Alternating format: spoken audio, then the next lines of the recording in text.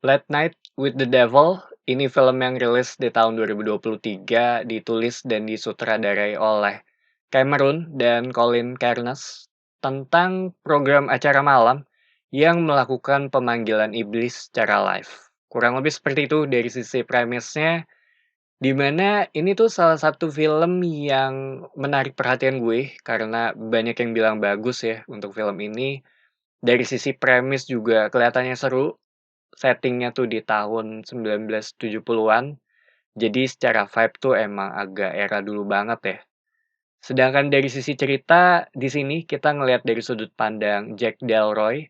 Dia seorang host TV untuk acara malam yang terkenal di tahun 70-an.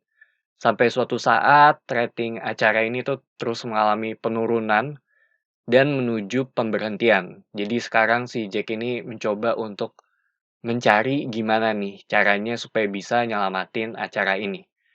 Dan yang dia lakukan adalah mengundang beberapa narasumber yang berhubungan dengan hantu. Tapi ternyata ada suatu hal yang terjadi di sini. Kurang lebih seperti itu dari sisi ceritanya. Sisanya gua nggak mau terlalu banyak spoiler ya. Dan untuk narasumbernya sendiri, di sini tuh terbagi menjadi tiga. Yang pertama namanya Christo. Dia orang yang bisa berkomunikasi dengan alam lain, dia tuh ada di segmen pertama ya, pada acara ini.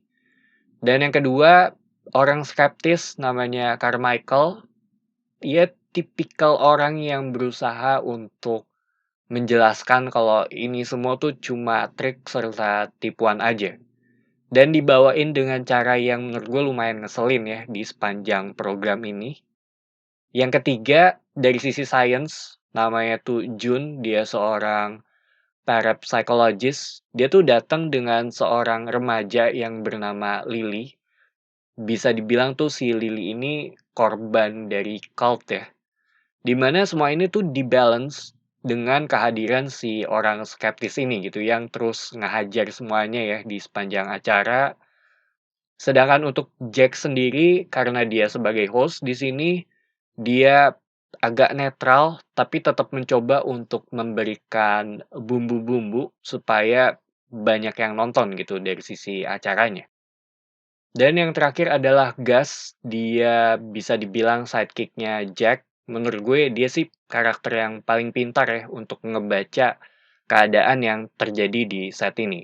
Yang sejak awal tuh udah mulai kelihatan ada tanda-tanda yang nggak beres, terus mulai out of control, tapi tetap coba untuk dihandle oleh si Jack ini. Walaupun emang agak banyak ya dari sisi karakter, tapi semua itu punya peran masing-masing, punya sudut pandang yang berbeda-beda juga, di mana tercampur aduk semuanya dalam acara ini. Yang satunya mau seperti ini, yang satunya mau begini, belum lagi dari produsernya gitu. Jadi sejalan dengan program ini, perlahan semuanya menjadi kacau. Dan setelah gue selesai nonton, menurut gue ini terhitung fresh dari sisi ceritanya. Sejauh gue nonton film juga kayaknya gue belum pernah denger ya dari sisi premis yang seperti ini, jadinya untuk bisa ngebawa ide yang fresh serta simpel juga buat sebuah film horor itu udah poin plus banget sih kalau buat gue ya. Dan mereka ngebawain dengan cara yang unik juga sebagai hasil rekaman master ya atas kejadian yang ada di TV tersebut gitu serta behind the scene-nya. Jadi itu kita nonton film ini tuh kayak nonton acara TV pada umumnya. Walaupun di bagian awal film tuh digunain untuk memberikan background ya mengenai ini dan itu, terutama dari sisi keadaan masyarakat pada era tersebut gitu. Yang mulai masuk dengan hal-hal yang berbau satanik ya, atau kalau nggak salah tuh disebutnya sebagai satanic panic, khususnya di tahun 1980-an. Sedangkan di film ini sendiri sih settingnya di tahun 1970-an akhir ya. Jadi mulai berjalan menuju ke arah sana. Dan setelah nonton bagian background ya, yang gue bilang tadi tuh, menurut gue itu salah satu hal yang penting di sini sebagai konteks juga ya. Baru secara perlahan dari sana mulai masuk ke acara program TV-nya gitu. Yang menurut gue tereksekusi dengan baik buat gue juga lumayan realistis, soalnya dulu tuh gue suka nonton acaranya Conan O'Brien ya. Jadi, gue bisa ngebayangin nih kalau hal seperti ini tuh bisa aja ya dilakuin serta terjadi juga. Sedangkan untuk aspek horornya, menurut gue ini lebih ke psikologis ya. Bukan yang mengincar untuk nakut-nakutin penonton juga, tapi lebih ke mengajak kita untuk berpikir setelah selesai nonton. Jatuhnya juga atmosferik dan ini tuh menurut gue film horor yang bisa ditonton buat yang nggak terlalu suka dengan horor gitu. Selain itu ada aspek social commentary-nya juga, di mana setelah gue pikir-pikir ini tuh sama ya halnya untuk sengaja ngebuat sesuatu yang viral dengan cara yang berbahaya.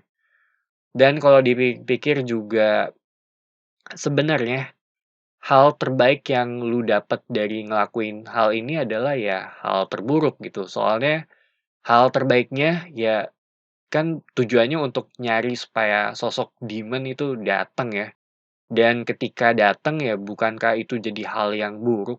Itu sih yang jadi salah satu pertanyaan gue di sepanjang film atau jadi pemikiran gue ya di sepanjang film. Tapi balik lagi ke yang namanya konsekuensi. Mungkin bisa aja gitu yang kitanya yang nggak diserang, tapi kalau yang diserang tuh orang terdekat kita, jadinya kan ya lumayan bahaya juga gitu. Mungkin bukan dari alam lain juga, tapi bisa jadi dari masyarakat atau dari sisi lingkungan yang mengecam tindakan kita. Sedangkan dari sisi visual, menurut gue ini oke sih, walaupun nggak ada sesuatu yang wah banget ya di sini. Tapi ada permainan warna hitam putih untuk bagian behind the scene, sedangkan warna ketika live. Terus ada pergantian aspek rasio juga di sini. Sedangkan untuk Lily, ini salah satu karakter yang gue suka dari film ini, itu menurut gue creepy banget sih. Terutama ketika dia baru masuk ke dalam set ya. Tatapannya itu yang menurut gue mengerikan. Dan ada beberapa gore juga, tapi menurut gue sesuai sih dengan keadaan yang terjadi pada saat tersebut. Itu yang menurut gue penting ya. Jadi jatuhnya tuh masuk akal, bukan sekedar ada untuk nakutin atau ngasih shock ke penonton aja. Sedangkan dari sisi sound, menurut gue ini keren, karena balik lagi ini simple dan terhitung realistis.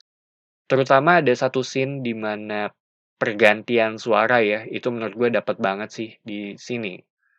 So, Late Night with the Devil, salah satu film terbaik dari tahun 2023 kalau menurut gue. Simple dan nggak ribet, dari sisi permasalahannya juga cukup jelas ya di sini.